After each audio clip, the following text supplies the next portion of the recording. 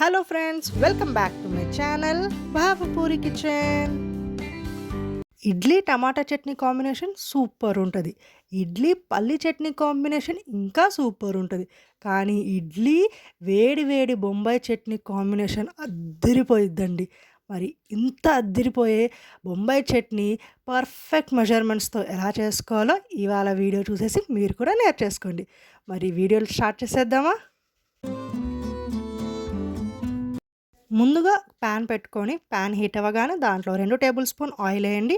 Oil కూడా heat అవ్వగానే దాంట్లో 1 టీ స్పూన్ పచ్చిశనగపప్పు, 1 టీ స్పూన్ మినప్పప్పు అండ్ 1 టీ స్పూన్ ఆవాలు వేసుకోండి. అవి కాస్త వేగిన తర్వాత దాంట్లో ఒక రెబ్బ కరివేపాకుని వేసుకోండి. ఇప్పుడు ఈ పోపు దినుసులన్నీ కూడా మంచిగా వేగనివ్వాలి. పోపు బాగా వేగిన తర్వాత మనం దీంట్లోకి ఉల్లిపాయలని వేసుకుందాం. నేను ఇక్కడ 2 మీడియం సైజ్ ఉల్లిపాయలని సన్నగా కట్ చేసుకొని వేసుకున్నాను.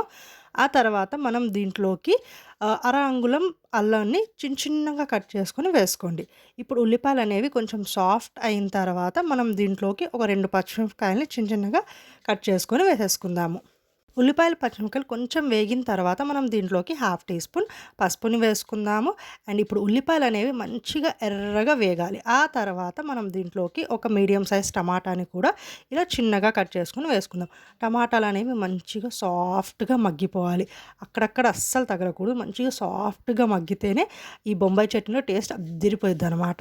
సో ఈలోపు మనం శనగపిండిని కలుపుకుందాము.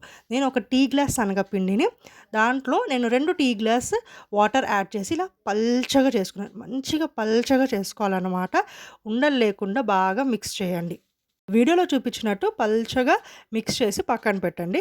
ఇక్కడ టమాటాలు కూడా బాగా సాఫ్ట్గా వేగాయి. ఇప్పుడు మనం దీంట్లోకి రుచికి సరిపడా ఉప్పుని యాడ్ చేసుకొని ఒకసారి బాగా మిక్స్ చేసిన తర్వాత మనం కలిపి పెట్టుకున్న శనగపిండి మిశ్రమాన్ని యాడ్ చేసేసుకోవాలి. ఇలా బాగా మిక్స్ చేయండి. లంప్స్ లేకుండా మిక్స్ చేయాలి. ఆ తర్వాత నేను ఇక్కడ ఇంకొక 1/2 గ్లాస్ వాటర్ని కూడా యాడ్ చేశాను.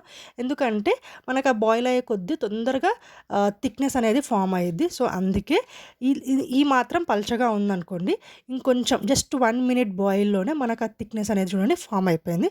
సో జస్ట్ 1 మినిటే పెట్టాను నేను. సిమ్ టు మీడియం మధ్యలో ఫ్లేమ్ పెట్టి అలా కలుపుతూ ఉంటే 1 మినిట్లో మనకి ఈ థిక్నెస్ అనేది వచ్చేసిద్ది.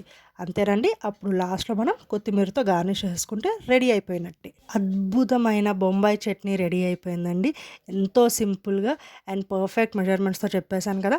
మరి మీరు కూడా అస్సలు లేట్ చేయకుండా ఈసారి ఇడ్లీ చేసుకుంటే బొంబాయి చట్నీ ట్రై చేసి తినండి. మీకు కూడా చాలా నచ్చింది. ఎలా అనిపించిందో నాకు కామెంట్ బాక్స్లో కామెంట్ చేయండి. మరి ఎప్పుడు లాస్ట్లో చెప్పినట్టే please like, share, comment and కొత్త వాళ్ళు నా ఛానల్ని సబ్స్క్రైబ్ చేసుకోండి. మరొక మంచి వీడియోతో మళ్ళీ వచ్చేస్తాను. అప్పటివరకు టాటా బాయ్.